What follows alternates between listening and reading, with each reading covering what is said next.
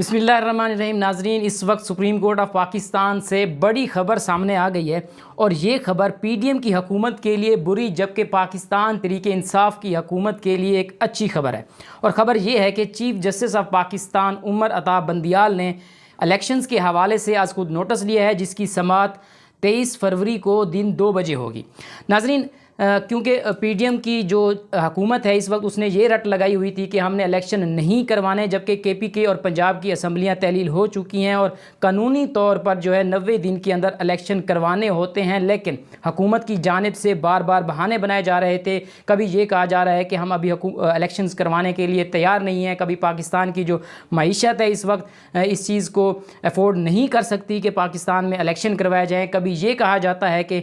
دہشت گردی کے خطرات ہیں جس کی وجہ سے ہم فی الحال الیکشنز نہیں کروا سکتے۔ لیکن اب سپریم کورٹ آف پاکستان کی جانب سے اس کا از خود نوٹس لے لیا گیا ہے، اور امید ظاہر کی جا رہی ہے کہ اب 90 دن کے اندر الیکشن ہو جائیں گے۔ ناظرین، پنجاب اور کے پی کے کی اسمبلیاں 14 اور 17 جنوری کو تحلیل کر دی گئی تھیں، اس کے بعد 90 دن کے اندر جو ہے ان کے الیکشنز کروانے تھے، لیکن حکومت کی جانب سے یہ بہانے بنائے جا رہے ہیں کہ ہم الیکشن نہیں کروا سکتے۔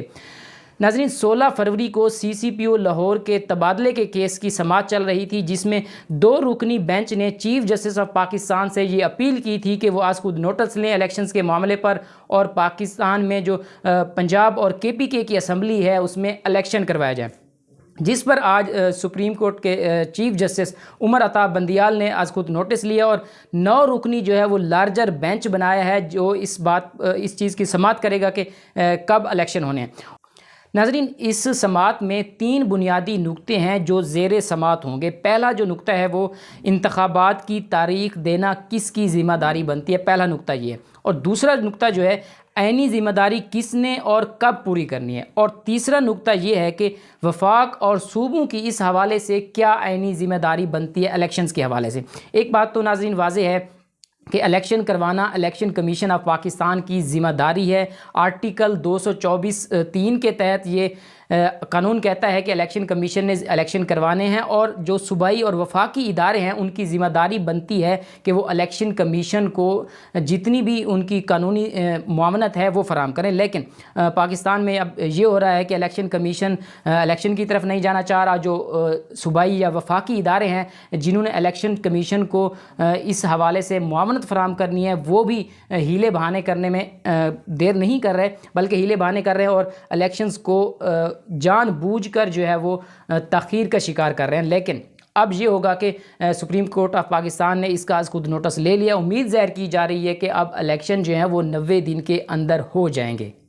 ناظرین، الیکشن کے معاملے پر صدر پاکستان نے 19 اپریل کو الیکشن کی تاریخ دی تھی، کیونکہ صدر پاکستان کی جانب سے 3 بار الیکشن کمشنر کو مشاورت کے لیے بلایا گیا، لیکن وہ وہاں پر پیش نہیں ہوئے، جبکہ اس کے بعد پھر صدر پاکستان نے از خود جو ہے 19 اپریل کو الیکشن کروانے کی تاریخ دی تھی، جس کو الیکشن کمیشن نے مسترد کر دیا تھا۔ اب دیکھنا یہ ہے کہ سپریم کورٹ کے اندر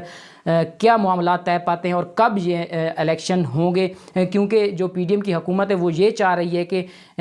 کے پی کے اسمبلی، پنجاب اور وفاق کے جو ہیں ایک ساتھ الیکشن کروائے جائیں، کیونکہ ناظرین ان کو اپنی شکست سامنے نظر آ رہی ہے۔ وہ یہ چاہ رہے ہیں کہ ہمیں کچھ مزید وقت مل جائے جس میں ہم عمران خان کو کسی سائڈ پر کر دیں، یا اس کو نااہل کروا دیں، یا اس کے ساتھ کوئی اور معاملہ کر دیں، تاکہ ہم الیکشنز میں شکست سے بچ سکیں۔ لیکن اب نظر یہ آ رہا ہے کہ وہ اپنی اس شکست کو جیت میں تبدیل نہیں کر سکیں گے۔